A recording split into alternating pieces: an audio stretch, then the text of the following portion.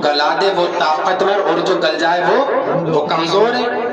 फरिश्तों ने कहा मौला हम समझ रहे थे कि सबसे ज्यादा ताकतवर जो है वो लोहा है, मगर पता ये लगा सबसे ज्यादा ताकतवर अगर कोई चीज है तो वो आग है।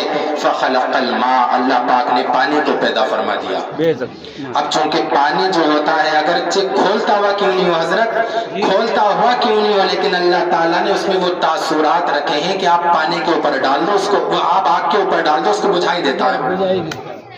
और फिर कितना ही खोलता हुआ पानी क्यों नहीं हो, अगर आप आग के ऊपर डालेंगे उसको बुझा देता है। फरिश्तों ने कहा मौला हम समझ रहे थे सबसे ज्यादा ताकतवर आग है, मगर पता ये लगा आग भी नहीं है, सबसे ज्यादा ताकतवर पानी है।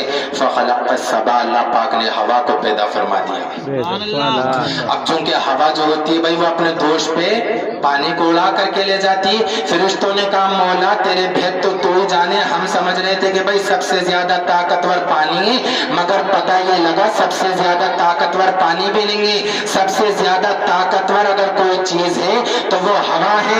ए मेरे भाइयों सुनो, अल्लाह ने फरमाया ए मेरे फरिश्तों सुनो, मेरी मखलूक में सबसे ज्यादा ताकतवर ना तो पहाड़ है, ना लोहा है, ना आग है, ना पानी है, ना हवा है।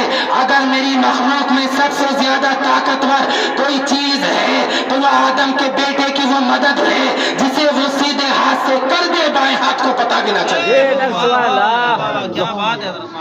आदम के बेटे की वो मदद है जिसे वो सीधे हाथ से कर दे बाएं हाथ को भी, हाँ बाएं हाथ को भी पता नहीं चले। मदद होनी ऐसी चाहिए, ये तरीका नहीं होना चाहिए कि एक केला दे रहे हैं और 4-5 लोग पकड़ के दे रहे हैं हॉस्पिटल के अंदर, ये तरीका नहीं हो।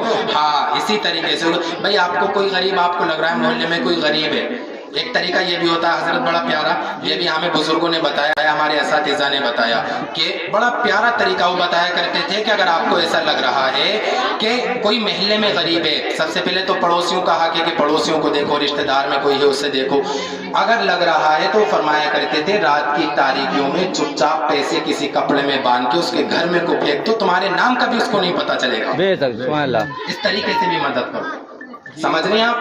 अब इस ज़मन में मुझे एक बड़ी प्यारी और बात याद आ गई।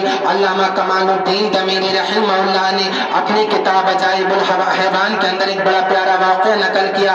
वो कहते हैं पहले जमाने में एक औरत थी जो गरीबों से बड़ा प्यार किया करती थी, बड़ी मोहब्बत फरमाती थी, यहाँ तक के दरवाजे पर कोई मेहमान आता खाली हाथ न जाता था, उसके दामन को भर दिया करती थी वो खातून। एक दिन का वाक़या लिखती कि वो औरत कपड़े धोने के लिए साहिल समंदर पे जा रहे थे।